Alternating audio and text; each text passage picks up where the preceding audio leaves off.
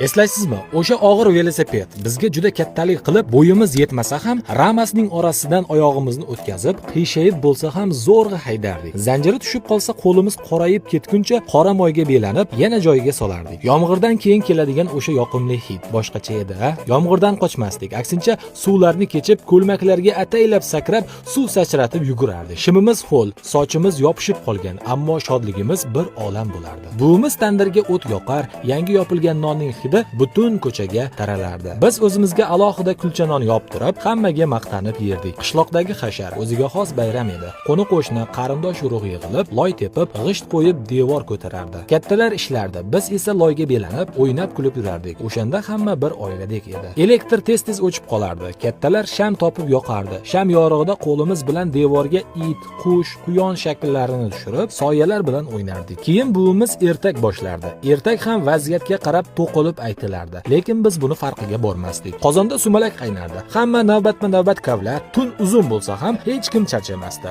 Ertalab shirin sumalak tarqatilardi. O'sha paytlarda hamma narsa oddiy edi. O'yinchoq kam, pul kam, lekin kulgu ko'p edi. Samimiylik ko'p edi. Odamlar bir-biriga juda oqibatli edi. Endi o'ylab qarasam, biz juda boy yashayapmiz. Chunki haqiqiy bolalik aynan o'sha paytlar ekan. Yoshlikka bir zum qaytara olgan bo'lsam, sahifamga obuna bo'ling va yoshlikdagi do'stlaringizga bu videoni yuborib qo'ying.